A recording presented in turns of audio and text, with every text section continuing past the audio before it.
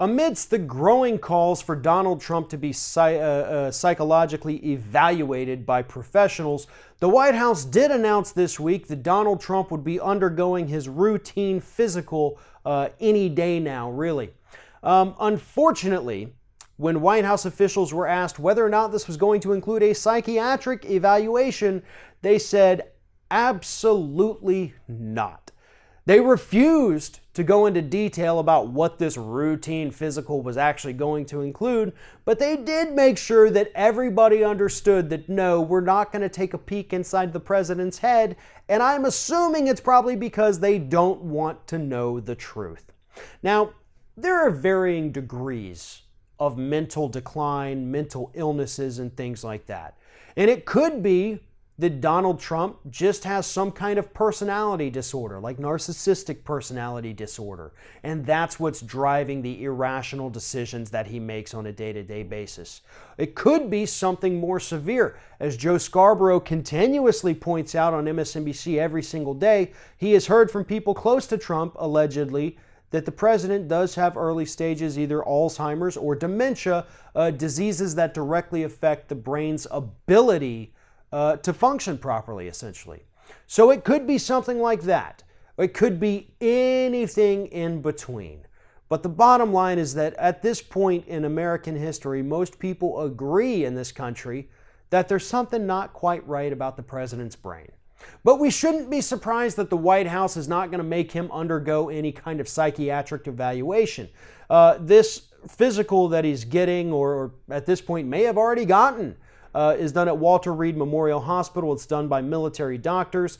And in the past, when presidents undergo this, which they usually do every single year, a very abbreviated version of the results is released to the American public.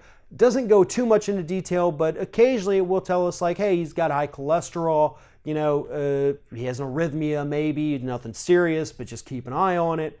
But other than that, we usually hear that the president is in great health.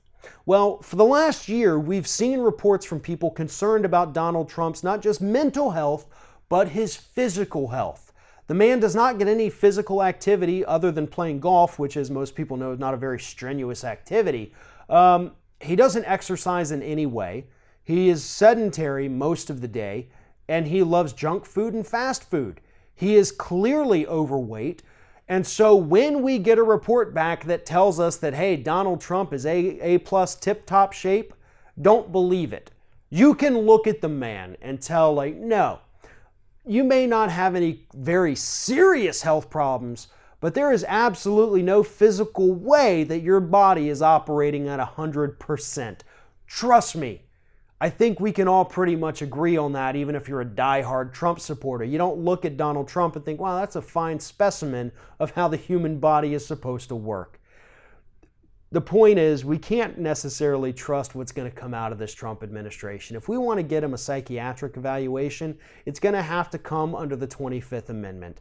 And with all of the talk recently about Donald Trump's mental stability, the fact that 25th Amendment now is constantly trending on Twitter, it's about time that Republicans in Congress step up and do what the American people want them to do. And if there's nothing wrong with him, then nothing happens. But the fact that the Republicans are even too frightened to take a peek inside Donald Trump's brain tells us that there's probably something in there that the public needs to know about. Thanks for watching, and if you like what you see here on Ring of Fire, we encourage you to subscribe to our channel. You can see the little subscribe button down there, but if you're watching it on another device where you can't see it, go to youtube.com/TheRingOfFire, hit subscribe, be notified every time we get a new video.